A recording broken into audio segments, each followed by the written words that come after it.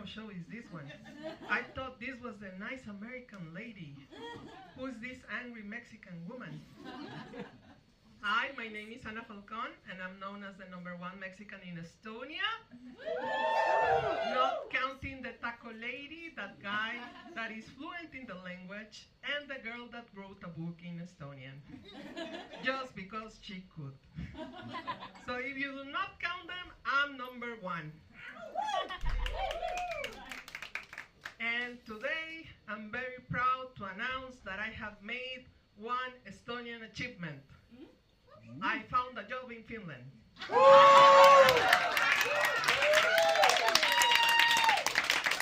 So now I'm officially a Kalevi Tudruk.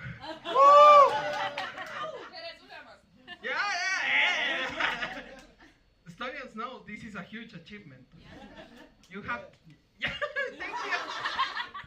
So yeah, I found a job, but I'm not leaving Estonia. It's just a short-term job because that's how Kalevi poet do it. No job security, no benefits, just the money and a cruise that is free to Finland. And I'm going to be there at the Fringe in Finland in May for 2 days. And honestly, I was a bit nervous because when somebody offers a brown person a free boat ride across international borders to another country, usually that doesn't have a ticket back.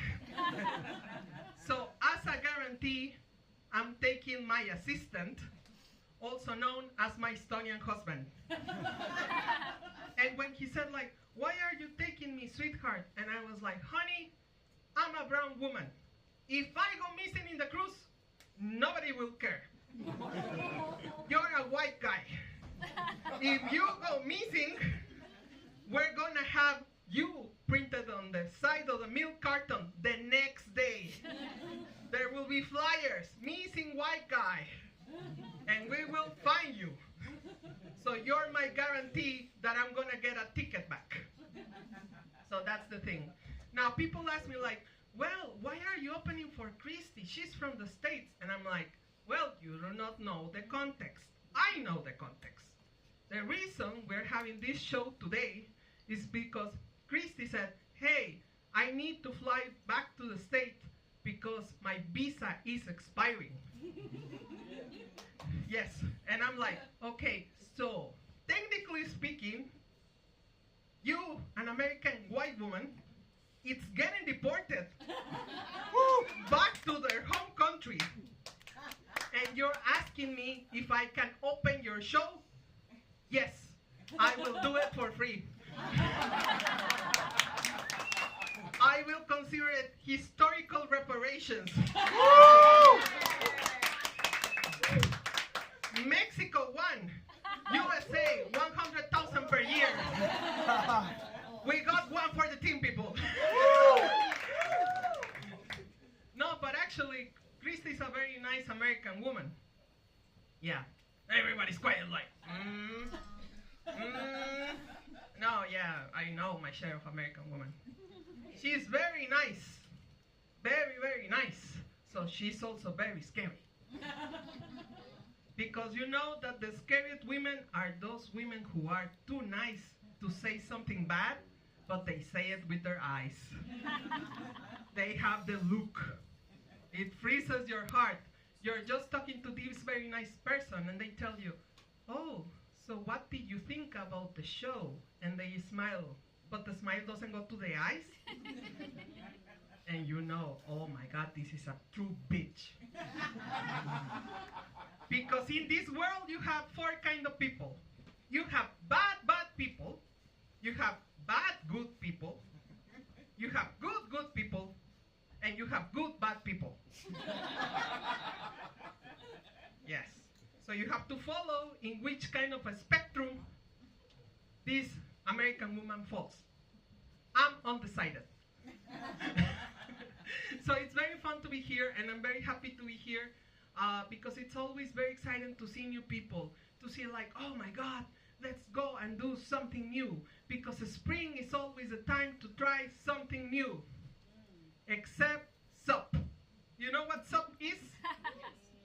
Yes, the people who said yes do not mention. For some odd reason, people in Estonia figure out that you can go into the river, go on top of a paddleboard, and just row. They call it fun.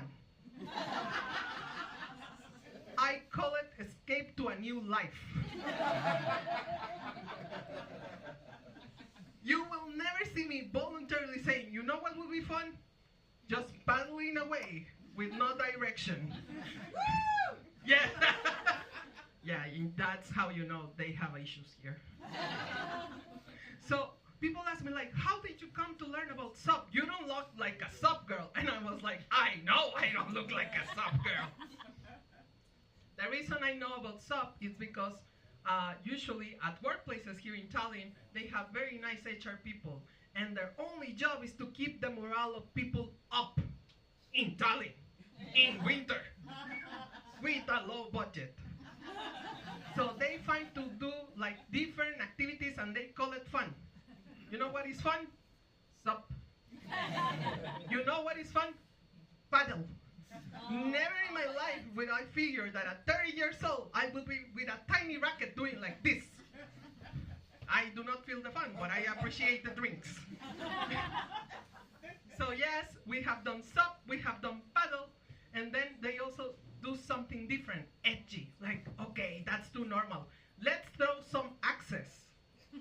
Hold a second, in which the connection was lost. How did we came from SUP to let's throw a fucking axe? And usually the axe thing comes in January because they had it. They are done. They're like, no more Mr. Good HR people. Let's just throw axes. So you see, like, they have to get very creative. And recently, we, like at my workplace, I have a very nice HR lady. And this HR lady usually puts a calendar to keep the morale up next to the coffee pot. So while you're waiting for your mocha and the machine is doing like, no milk, no milk, you're looking at this calendar and saying, well, life can be beautiful too. And you're staring at the calendar, and she calls it the calendar of celebrations. Every day is a celebration. March 1, Day of Friendship International. And then you see March 2, Day of Pancakes International.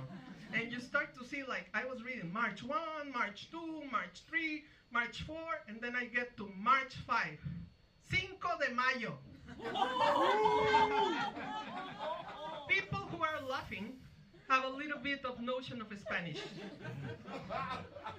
If you literally translate Cinco de Mayo, it doesn't mean March 5. It means 5th of May, because we celebrated on the 5th of May.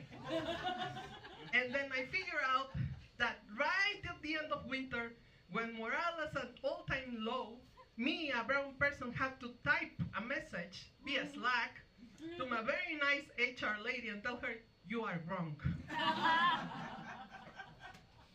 So I was like, okay, I can do this. So I started typing. Dear HR lady, it came to my attention while I was pondering next to our amazing coffee break station that in the calendar of celebrations that you kindly printed in color, that on March 5th, you type Cinco de Mayo. Unfortunately, I have the cultural duty, which I much regret as a Mexican, to say that Cinco de Mayo is not celebrating, surprisingly, on March 5. Cinco de Mayo is celebrated on May 5th. Best regards, good fortunes, smiley face, Anna. And then suddenly I see on the Slack, immediately, the 3 dots of doom. You know the 3 dots of doom? The ones that appear and disappear. And then they appear and disappear. And they are thinking. And you're like, why don't you just send me a thumbs up? Thumbs up emoji, thumbs up emoji. And she's like, appear, disappear, appear, disappear. I was like, why is she typing? Why is she thinking? When does my contract expires? Why is she taking sweet time? Where is the lull? I'm a millennial. A lull will suffice. And then she types, Dear Anna, thank you for your comments and feedback. Here at the HR, we appreciate them. And I was like, oh, no, don't appreciate me. Don't appreciate me. What is the lull? And then she's like, I want you to know that I do know that Cinco de Mayo is celebrated in May. However, it's been a long winter. And I really think our team needs some tequila. So now I celebrate Cinco de Mayo in March too. So you guys are ready for your main event? Okay. Straight from the States and soon back to the States. For one night only, thank you, Jesus. Christy the comedian!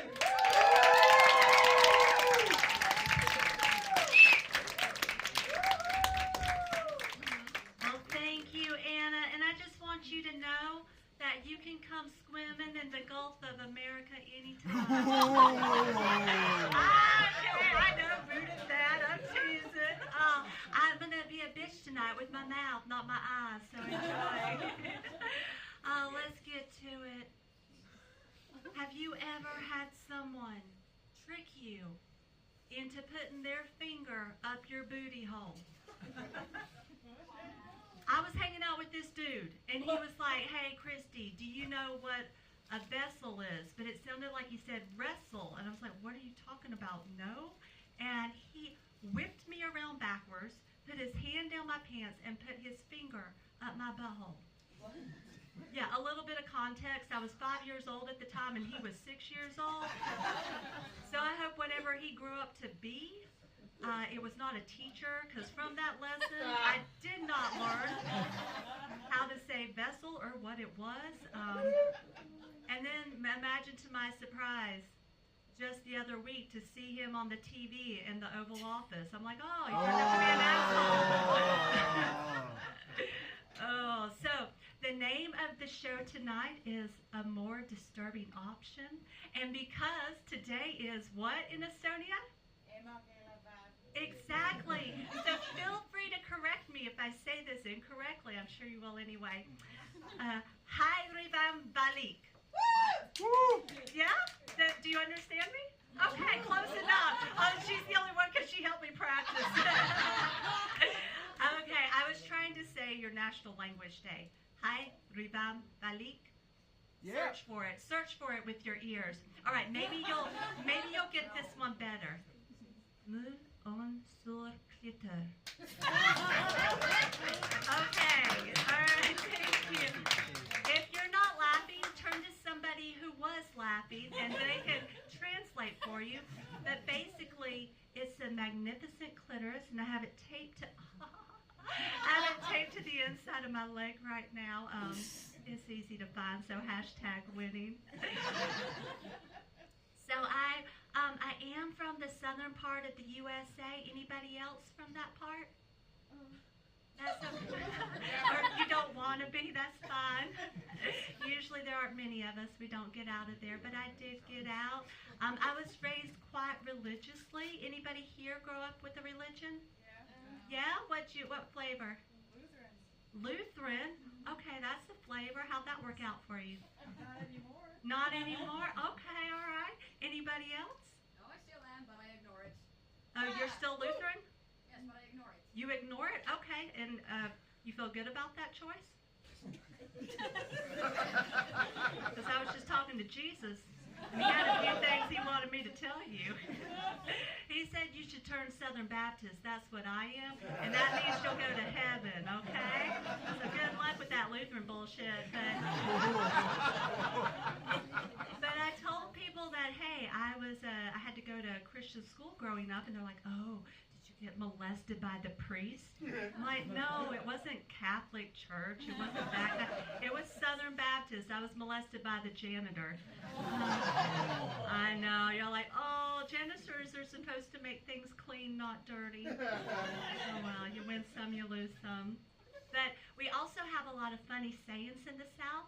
For example, if I misbehaved, my mama would say, hey, stop that, or I'm going to jerk a knot in your tail. Because in the South, we have tails because of the inbreeding. But besides funny sayings, my mama also taught me to be grateful, so I have a gratitude journal. Anybody here have a gratitude journal? Really? None of you? Mercy me. My mama's probably in heaven right now looking at all of you thinking you're a bunch of ungrateful bastards. I'm joking. There's no heaven. Kind of wish that there was. I kind of wish I believed that there was one, because my mama passed away a couple years ago, and it's rough when you lose someone close. You start asking questions, especially when it's your mom, like, who's going to make dinner? But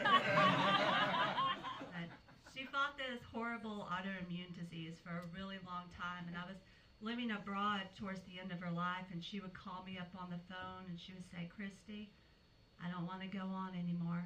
I'm ready to die. I want to go to heaven and see Jesus. But every time my little sister would hold the pillow over her face, she would fight back so hard, which I think is horrible because it feeds into the stereotype that women are indecisive. And then my poor father, he had to take care of her, and it's rough being a caregiver. And it got really hard to the point that he was like, I can't do this anymore. And he tried to kill himself with a handful of aspirin. Now, he got to the hospital in time, and his stomach was pumped. So, but silver lining, he hasn't had a headache since. He was diagnosed with early onset dementia last year, so I flew back home to visit him and play a game of Guess Who? My siblings had already moved him into a nursing home, independent living, and I moved him in there, and I learned a few things when I went to visit. Like, for example, what do you call a 90-year-old woman who has dementia and is sleeping with a 70-year-old man? Judy. My dad's girlfriend's name is Judy. Wow, Judy. Good job. Oh, but yeah, I wonder what my mama would think, because she was very religious. So religious, in fact, that when I was a little girl, and I first got my period, she gave me this thick pad to use, because she said that tampons were for whores. So I grew up my teenage years wearing this really thick pad, right? But then I got to university, and I wanted to try a tampon. I'd seen the commercials. You could go rock climbing, swimming anytime you want, even be a CEO. What are these magic sticks? So I went, and I bought me some, and I went back to my room, and unwrapped it, and I shoved it into my flower, and mercy me. The first time, having the devil's cotton finger deep inside your pleasure hole, sucking out all the moisture. It was not nice at all, so I yanked on it because I didn't want it there anymore. But y'all, it hurt even worse because what nobody told me is you can't do a dry run on a tampon. I blame my parents because they're related and all. But I don't have those same beliefs anymore, but I do have a pretty dark belief, and I would like to share my dark belief with you now, but only if I have your consent. Do you consent to listening to my dark belief? Yeah. All right. It's 2025. I don't know if enthusiastic consent is a thing in Estonia. It used to be before somebody got into office. Now it's just grabbing pussy. But I would like for your enthusiastic consent. Woo! All right. I believe if you lie really still, the raping will end sooner. Ooh. Nobody ever talks about rape options. They don't. They always told me, Christy, fight back, fight back. I tried, but that did not work for me because my upper arm is weak. My arms, they're soft like natural titties. But I have since learned that you can take your finger and jab it into the Y of the eye and hook it and pull it straight back out. But then I'll have my would-be raper's highball in my hand. And what am I going to do with that? Turn it around and say, look at yourself. Just look at yourself. Can you see what you're doing? Probably not.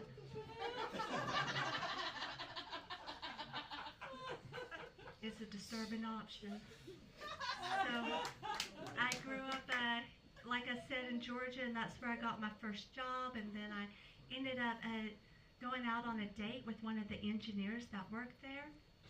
And we went out, and I went back to his place, and then we did first date stuff that night, fucked. And in the morning, I got up to go take a shower. And as I was about to get in the shower, the guy burst into the bathroom. And he was like, wait, here's the guest soap. And there in his outstretched hand was an old faded blue plastic soap dish with an old piece of soap in it. And I know the soap was old because it had cracks and it was graying around the cracks, right? And as he held there with the horse soap looking at me, and I had his bodily fluids on me, I looked into those beautiful brown anal retentive eyes and thought, how can I turn this into an unhealthy 5-year relationship? But then I was ready to leave there, but I didn't have a lot of money, so I was looking for things I could do in another country, and I found myself a job in Japan, and the only requirement was to be a native English speaker. I'm like, oh, sweet, that's me. So I applied, but turns out they wanted me to teach English, and well, pronunciation is not my forte. But I took the job anyway. And I flew over there, and this was back before cell phones and all that, and I took all these trains to get to a really rural part of Japan, and the manager picked me up, and she took me to this really crappy hotel room. And when I got inside, I was really lonely. I had a pang of homesickness, and I craved something familiar, and then I remembered, back in the USA, what can you find in every hotel room in the bedside drawer? That's right, the Holy Bible. And for me, the Holy Bible brings comfort and a sense of shame. And I wonder what brings the Japanese comfort and shame. So I opened up the bedside drawer and I saw it. It was a laminated piece of paper with pictures of women you could have for the evening. My heart sunk. I was like, what am I doing here? I shouldn't be here. And then I thought, treat yourself, so I got two. Oh, it was pretty good in Japan. I enjoyed it, except this one time I started coughing up blood. I was so sick, and I just kept coughing up blood. So my friend took me to the hospital, and they took an x-ray of my chest. I went in to see the doctor. Now, he was going to speak English to me, and one thing you need to know about Japanese people when they speak English, if they're going to do it, they're going to do it perfectly, not like an American speaking Estonian, no. So I went in and I sat down, and the doctor looked at the x-ray, and then he looked at me and he said, cancer. What? Yeah, that word was pretty intense. It just hung there in the air the way I imagine an old man's balls hang, heavy, toxic, unwanted. So, and I was just like, what am I going to do? All these things of the decisions I had made in my life, and my heart was beating so fast, and what passed, it felt like eternity, and he finally said, very unlikely. Thank you for speaking English so well. A friend was like, hey, you should go out with this Japanese guy. I'm like, okay. So she set me up on a date, and I met up with him, and turns out he didn't know any English, and I knew very little Japanese, so I was trying to think of things we could do. So I was like, beer for beer and bukkake. Just to see who the perverts are. It's you, sir. That's fine. I karaoke. He didn't have that kind of money. No, I just said karaoke. So we drank and sang songs to each other. And at the end of the night, I gave him a kiss on the cheek. And then I didn't hear from him for 2 days, y'all, because he was busy learning some English to impress me with. Oh, I know, right? So 2 days later, I got a knock at the door, and I opened it up, and there he was. And he looked he looked at my tits, and then he looked into my eyes. And he looked into my eyes and said, sex. From there, I ended up moving to Thailand via the Peace Corps. I joined the Peace Corps. And if you're not familiar with the Peace Corps, it's the USA's form of soft colonialism. So for this next joke, there's 2 Thai words that I'm going to teach you that you need to know. And the first one is oroi, and it means delicious. And I feel like it's useful. You've got a Bangkok, Thailand, not too far from here. So please repeat after me. Oroi. Well done, my sexy students. Okay, and now the second word, you're like, what was it? Oroi. Yes, very good. I can't roll my R's, but I can do fun things with my mouth. Anyway, so the second word is champu. Now, champu is a fruit that they have in Thailand. It's shaped like a pear. It's white on the inside, and it tastes like crunchy water. If you went to a fruit stand, it would not be your first choice. However, if you were thirsty and someone offered you a champu for free, you would take it. When I got to the place I was going to volunteer, they gave me the nickname champu. It's okay. People get thirsty. The guy that gave it to me was the town mayor, and he was such a shady kind of fella. He'd walk around the town with his shirt off. He had these long gold medallion chains that would sway around on his hairless little chest that I think probably oozed grease. I think on a hot day in Thailand, well, any day in Thailand, you could probably fry a chicken on his chest, but I would never do that because I'm a vegan. And if you don't know what a vegan is, it's someone who's better than you. So one day I'm just hanging out by myself outside, and the town mayor, he starts walking by and he sees me. And I'm sitting there, and he comes up, and he's got a champu in his hand. And he comes up, and he sticks his leg here, and he looks me right in the eyes, and he goes, champu. Oh, Roy. We made love that afternoon. His shriveled yet virile Vienna sausage dipping in and out of my dewy daffodil. I do believe that day that champu quenched his thirst. But as for me, I was left unsatisfied, but that's okay. I'm a woman. I'm used to it. I moved from rural Thailand into Bangkok, and that's where I met my first husband. Now I'm called a white widow because I'm Caucasian and he is dead. While he was alive, he used to say the most romantic things to me, like, I'm never going to let you go, as he would wave my passport over my head. So I had to leave Thailand, and the only way I could get he was from Iran, and we all know how they're like pro-feminism and all that. So anyway, I told him, I was like, hey, I'm going to do the paperwork for you in the U.S. and bring you over. And he said, okay. So on the way to the airport, he stopped at what you might call a love motel.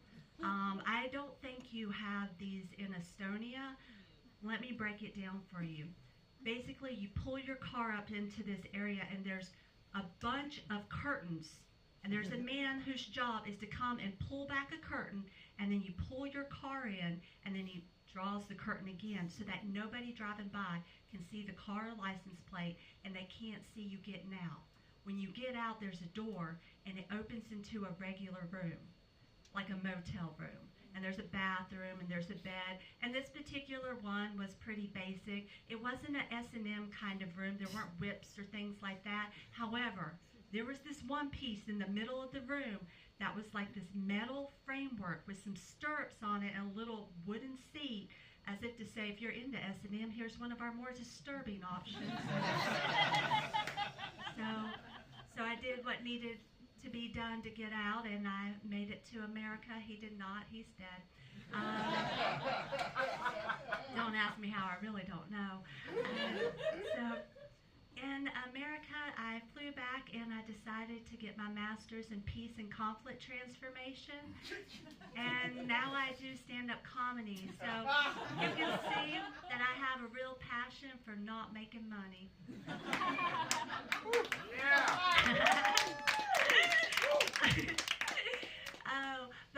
From there, I ended up in Silicon Valley, and dating there was fun, you guys. Do you know how many Indian engineers want to sleep with a blonde?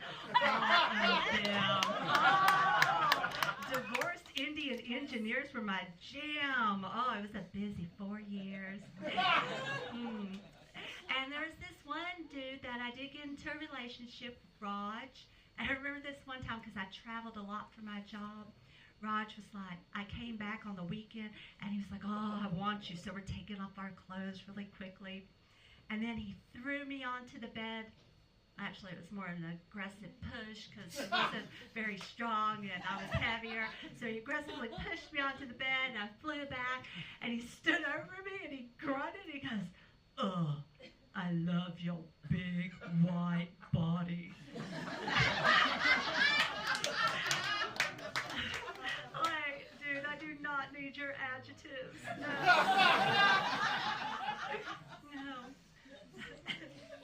Well, after that, I ended up returning to Bangkok, and dating was not as easy as it was when I had been in Silicon Valley or Japan, because now I was in my 40s, and I found myself getting so lonely because men don't come to Bangkok looking to get into long-term relationships with an aging white woman. That's not a thing. No, so I found myself getting lonely and missing the human touch. But I found a way to get touch for free. What I would do is I would get on the subway at peak commuting time. Do you know how many people are on the subway at 6 p.m. in Bangkok? Oh, so many bodies pressed up against each other. So much confused, hesitant, awkward touching. It's my favorite. It's probably why I do date engineers. But I did go ahead and I got on the dating apps. I got on OkCupid. This might be before everyone's time. Has anyone ever been on OkCupid? Yeah? Okay, one other old bitch. Yay! All right, good to hear. Well, for the rest of you young fuckers, this is what it is. You had to answer a lot of questions. It wasn't just a picture back in the day. You'd answer a lot of questions in order to match with someone. And they start out kind of normal, like, do you smoke? Do you like horror films? But as you continued, the questions got super weird. And I remember one question said, if you're in bed with your lover, having the best sex of your life, and they ask you to squeal like a dolphin, will you? And the choices are A, yes, B, no, or C, fill in the blank. So I thought about it, and then I typed, depends on where your face is. Or my face. Depends on where my face is, actually. I'm here where his is. So I did make a match. I matched with this Thai fella, and after the 4th date, I brought him back to my place. 2nd date. 1st date, I'm thirsty. So he's back at my place, and 30 seconds into the makeout session, he had my top off, he had my bra, he was sucking on one breast, and on the other one, he was doing this aggressive Danielson maneuver. It was such an intense wax on, wax off. I don't know who it was supposed to arouse, but silver lining, no more nipple hair there. But it was so intense, I didn't know what to do, so I swept the leg and I finished him. Just for Karate Kid people. No, that's not what I did. I cradled his face. I was like, hey, slow down. He's like, sorry, so excited. I'm like, me too. So I took off my panties and he put on a condom. And 45 seconds later, the show was over. I don't even know if we had intercourse. The stereotype is true, y'all. White women have huge vaginas.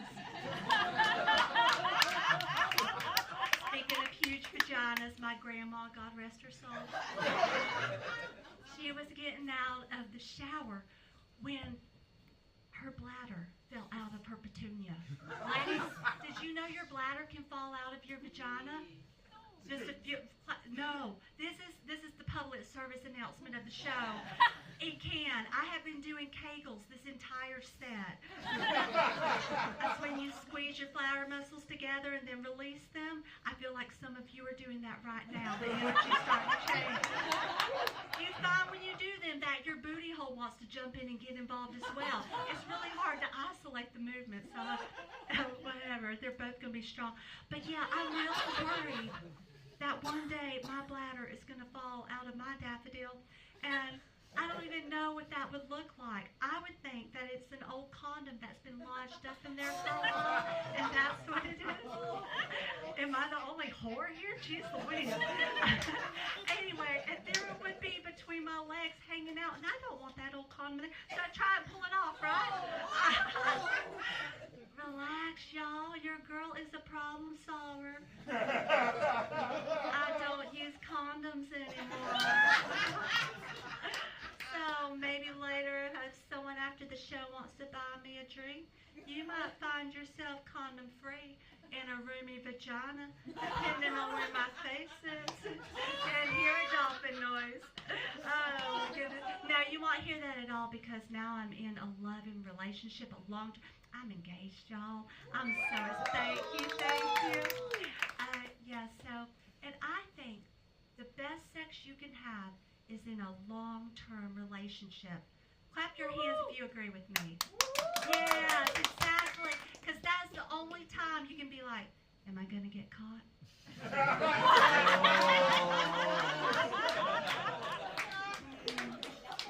Oh, now I'm glad I found them now because I'm getting older and my areolas are getting bigger. You know that this part right here that goes around the nipple, it has been growing, and I started to get worried, so I Googled it, and guess what, y'all? Your areolas never stop growing. I know, that's what I said, because mine were big to begin with. And at this rate, I'm going to be pure areola. Oh, Frank, I hope that's what you're into. That's his name. I'm also at the age where I had to go and get a mammogram, and I was pretty worried about that because my girlfriends had told me it's unpleasant. They take your breast and they squish it. They kind of smash it like a burger, trying to be trendy, a smash burger. And so I wasn't looking forward to that, but when I got to the doctor and the nurse, she took my breast and she put it into the tray, it just spread out like pancake batter in a frying pan. Did not hurt at all.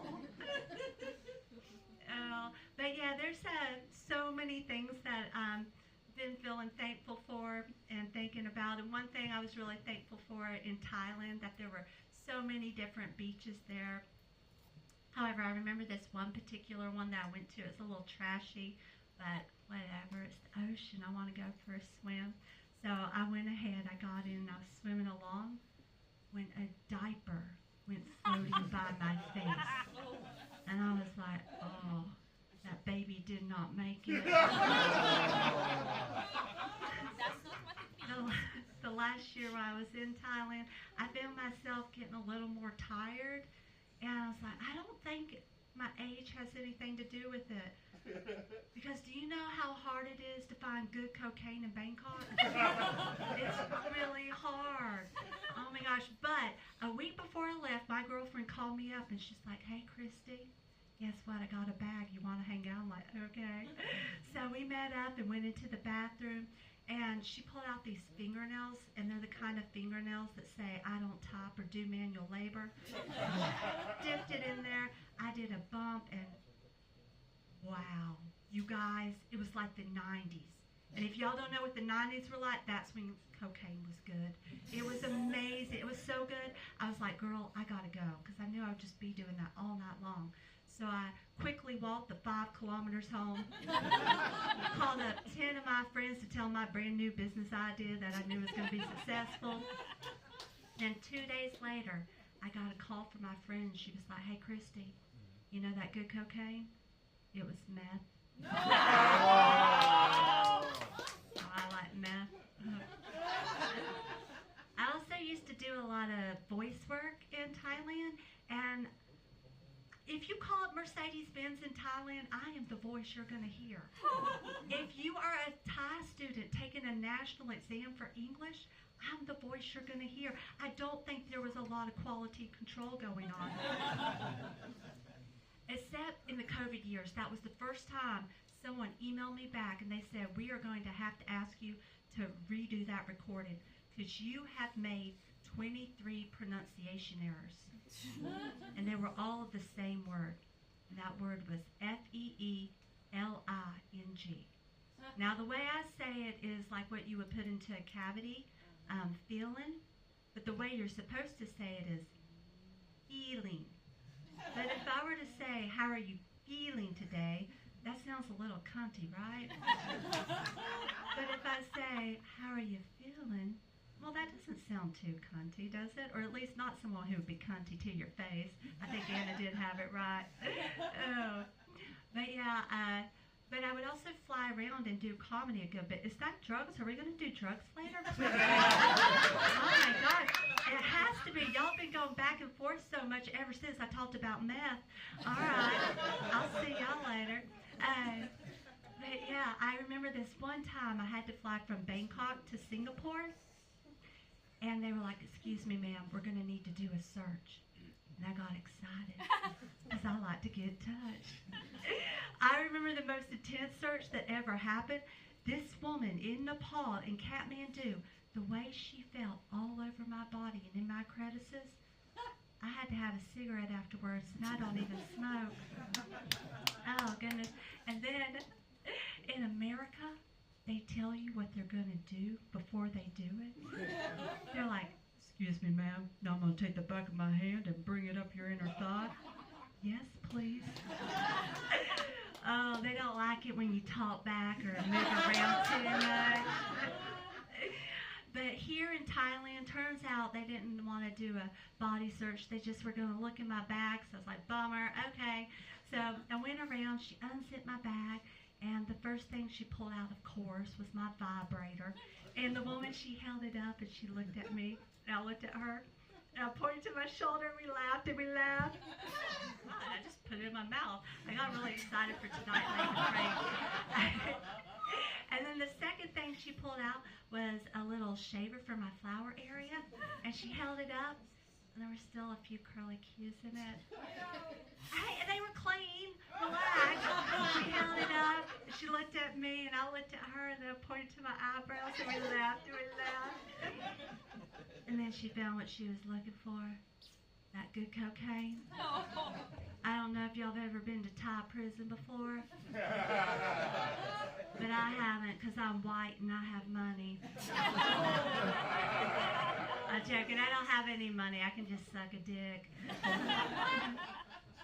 Oh, but I do have to tell y'all, one of the things that I think that I am most thankful for is that in all of my years of making love to different people of different backgrounds, not always safely, lots of different people, I'm what society might label a giver. And in all of my years of giving, I have never once gotten pregnant. Now, some of you really don't. You don't think I'd make a good mama? I think I'd be on my meth and sucking cock. I'd be a wonderful mama. And some of you might be thinking, well, hey, Christy, you might be barren. Well, first off, thanks for remembering my name. Secondly, maybe you're right. Maybe I can't have children, but I think it's probably due to a special technique I've developed for when a gentleman's making love at me. You see, when a gentleman's making love at you and he promises to pull out, and we all know how gentlemen can be forgetful. Right before he's about to spill his into my chrysanthemum, water my rose garden, contort his face in a way that makes me grateful I have sex with my eyes closed. Right before that happens, I just yell, I want a baby!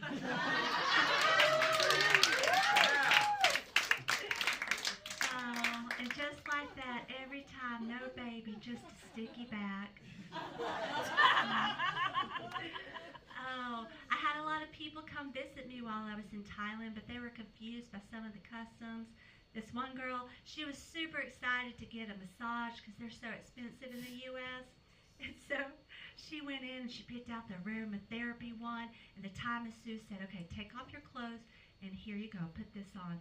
And so she left. So my friend took off her clothes, she opened up the package, and inside was this mesh cloth with 2 holes. So my friend, she held it up to her face, and she was like, I can breathe through this. And so she put one hole over this here, stretched the cloth across her face, put the other hole here, set up naked on the table. When the Thai masseuse came back to see my friend wearing the disposable underwear on her face, she laughed so hard she called for the other Thai masseuse to come see. My friend didn't think that part was professional. And the other thing that they get confused about is the water gun next to the toilet in the bathroom. Have y'all ever seen a little squirt gun in the bathroom? Yeah? What'd you do with it, sir? Did you do it? Okay, you know what to do. You didn't drink water from it. Great. Well, my friends were like, Christy, is it to clean the floor? Is it to clean your feet? And I was like, no, it's to clean your secret garden areas. Oh, they said. Well, how far in do you put it?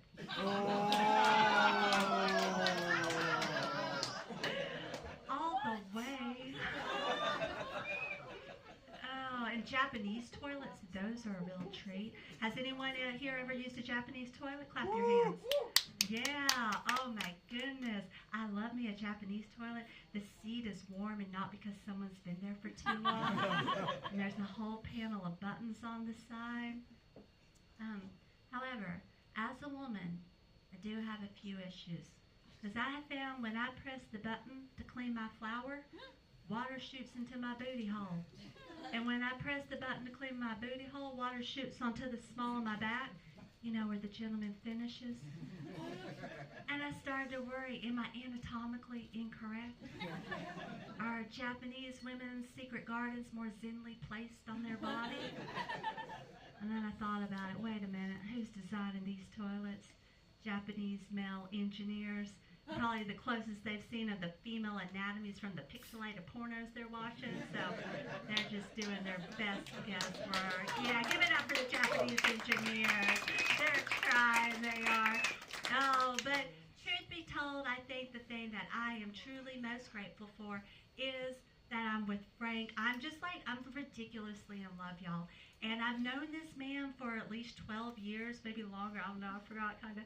But we used to teach together at the university, and he was seeing, well, he wasn't seeing it, he was married. And so I waited for him to leave his wife like a good Southern belle would. And if you don't know what a Southern belle is, it's just a nice way to say a well-mannered slut. So I waited as soon as he left, and then I said, hey, I really think we could make something happen here. I really like you. And he's like, Christy, I just left my wife. Like, I'm going to need some time to process. Please do not pursue me. And I'm like, oh, because do you know how long a good man remains in Bangkok? Like less than 24 hours. I was really nervous. So I ran to my girlfriend. I was like, I really like this guy. What can I do? And she said, well, as a witch, I have the perfect spell for you to cast. I'm like, okay, what is it?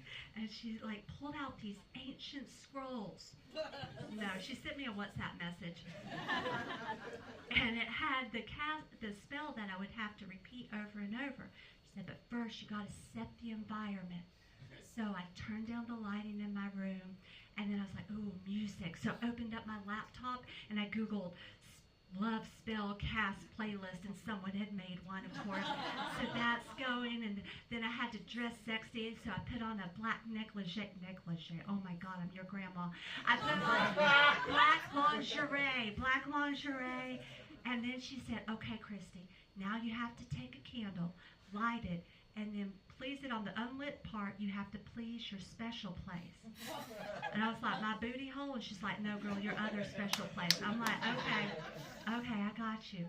But I think we all remember earlier in the show, Moon on sur clitoris.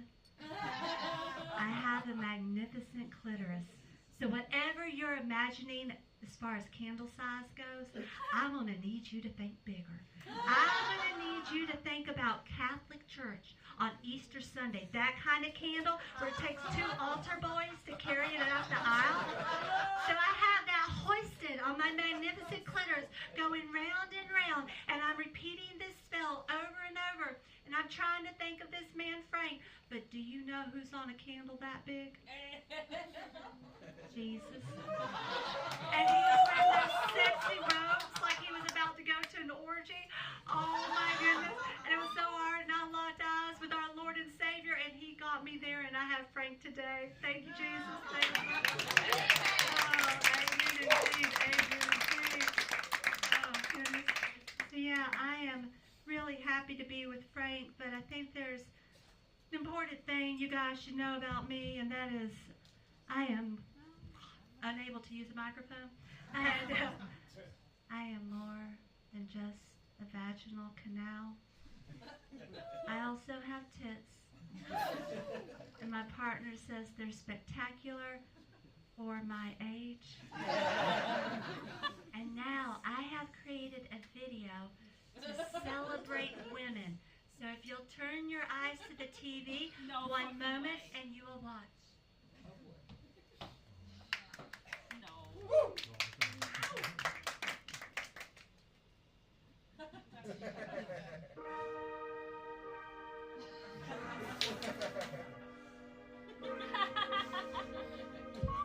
Vagina.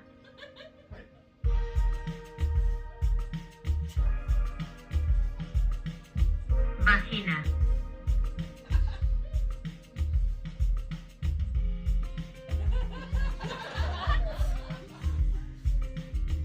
Indoor.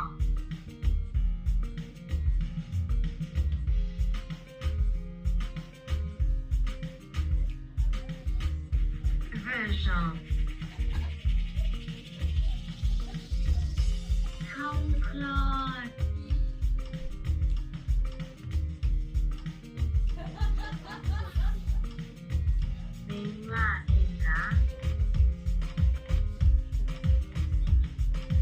Vagina. El mombelo.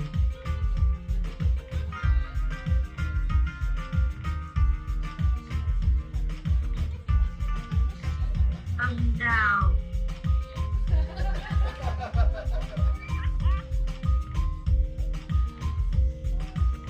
Vagina.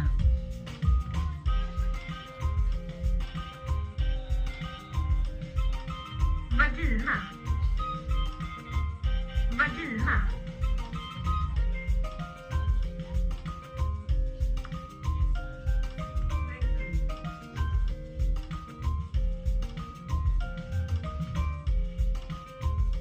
Vagina. Lekker. Andamne hali.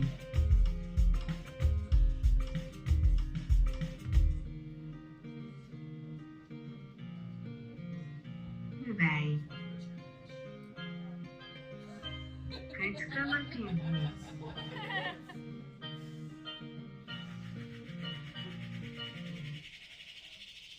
Vagina.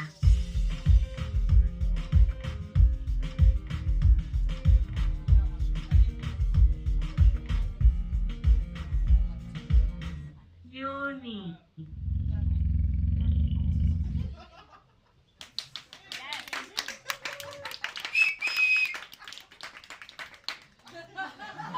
Vagina.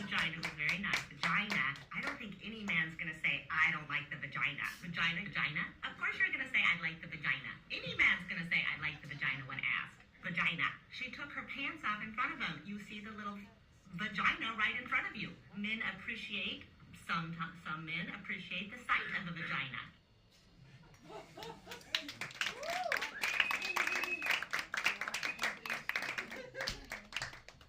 Give it up for Christy, the comedian!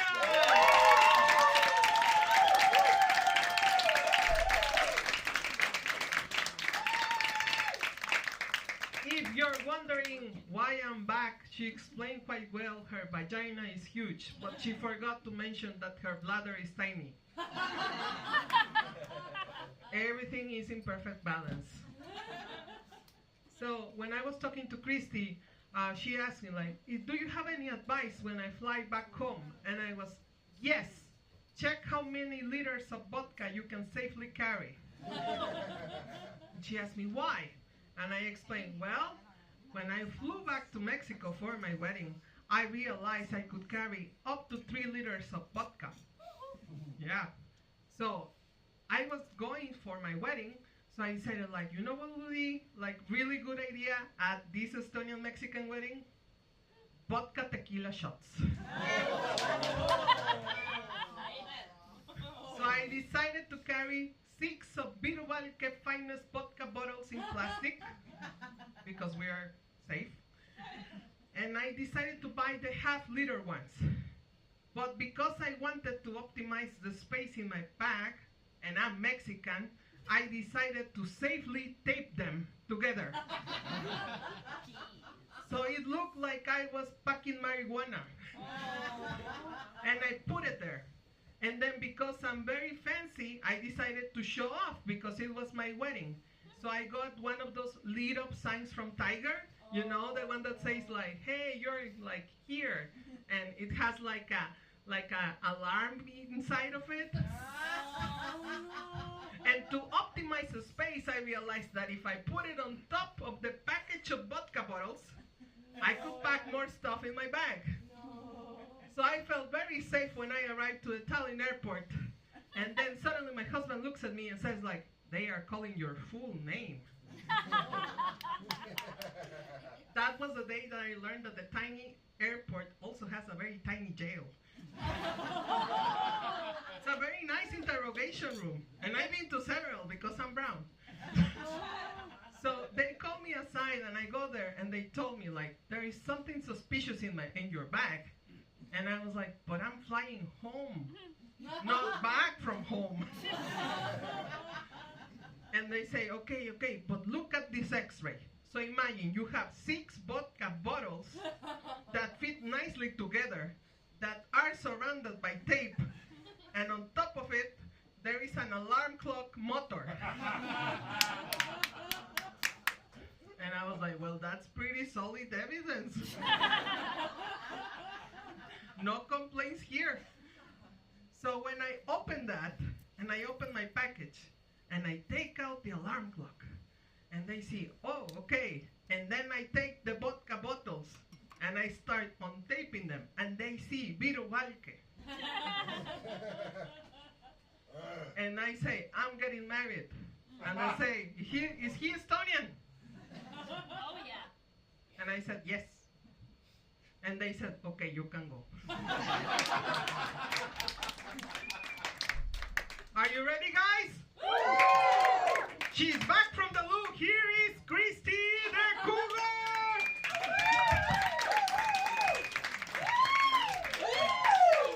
Hey again, I miss y'all, I did. I'm such a diva, I had to do a costume change. Oh, thank y'all.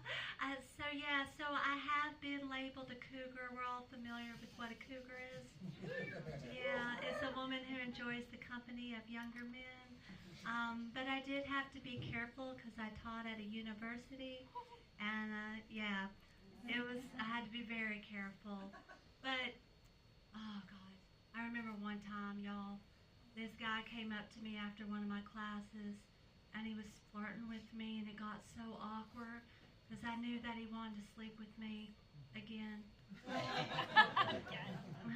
But I thought it was important to bond with your students, so I did tell them that I did stand-up comedy, and I like to practice jokes on them. And this one group of students, I was like, hey, I want to do this joke for y'all. Do y'all know what a cougar is?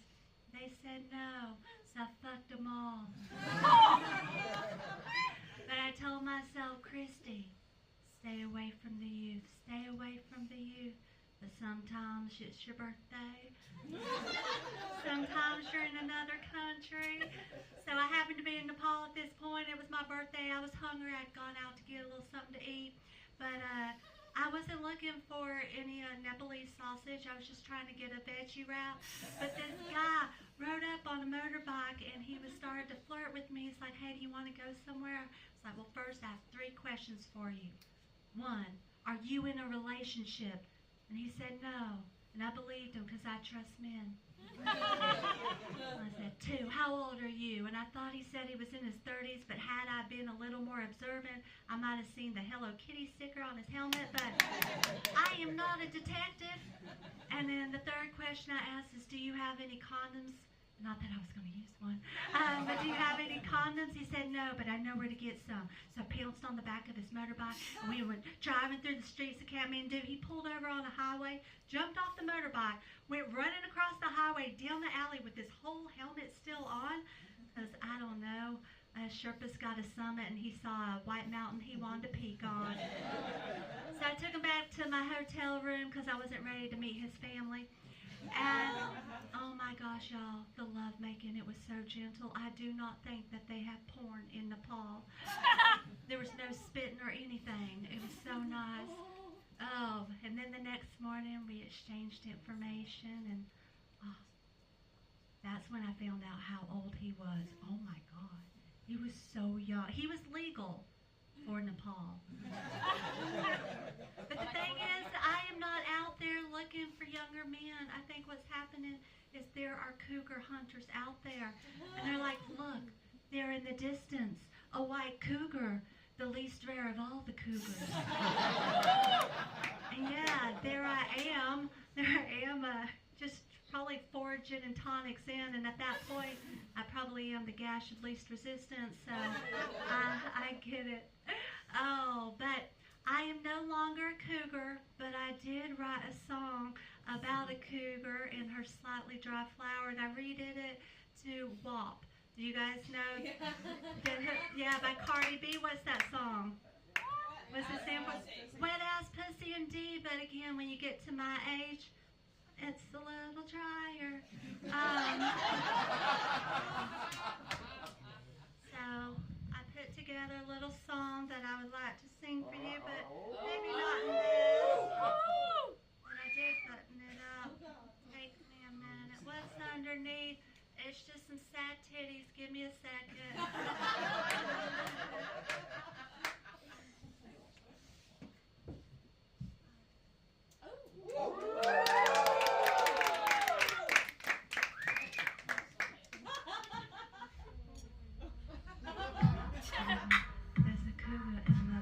There's a cougar in the bar. There's a cougar in the bar. I said a certified cougar, 7 days a week, with a slightly dry flower at its sexual peak.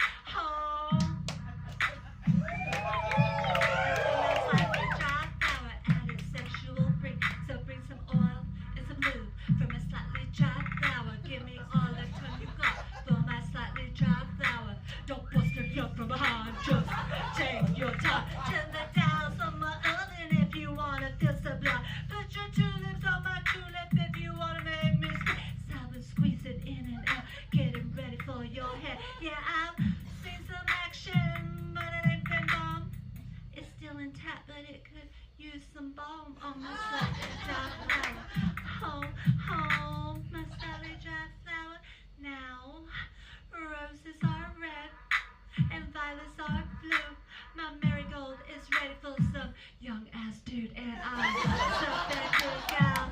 Let that vein make you feel like you are rolling on Indian maize. So smell my jasmine, taste my daisy. Cause I wanna go crazy. And my lily of the valley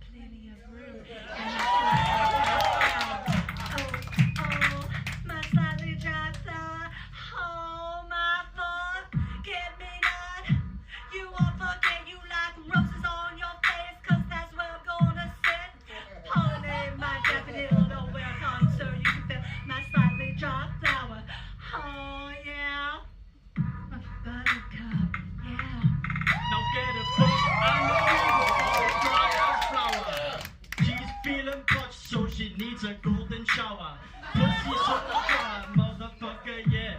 So here we go. On the mic, 1, 2, doing fucking freestyles. Cause I've already forgot the lyrics, but here we go. This is a fucking show. She's feeling parched, so she needs a golden shower. Yeah, that was it. But yeah, fuck. I'll It's fuck it okay. up. He's got a heart on. I can be more than a wet dream. Cause there's a cougar in the bar. That's right. There's a cougar in the bar, and that cougar is me, bitches. Yeah, I'm Christy. And you guys, thank y'all so much. And let's give another big hit, even though he fucked up his lyrics. Give him a hand for Rita. He was trying. And please give a big hand for Anna. Yes, oh, thank y'all so much. And a hand for Anton, your bartenders, Mia, the staff. Oh my gosh, they've been amazing. Dan, all the people here at Hildeki. And you guys, I know you're like, hey, Christy, do you teach workshops? Yeah, I do. Tomorrow on Saturday, if you want to take a comedy writing workshop, it's the best way to end the show. That's what I've heard. So yeah, so follow me on Instagram and I'll tell you everything, Christy the comedian. But honestly, I would like to take a quick little video with all of y'all, just where y'all like cheer and I say, here's some people. Because one day I will do this with Cardi B, okay? You can say, I remember when, okay? There you go. All right, so Frank, would you please come on up here? And we also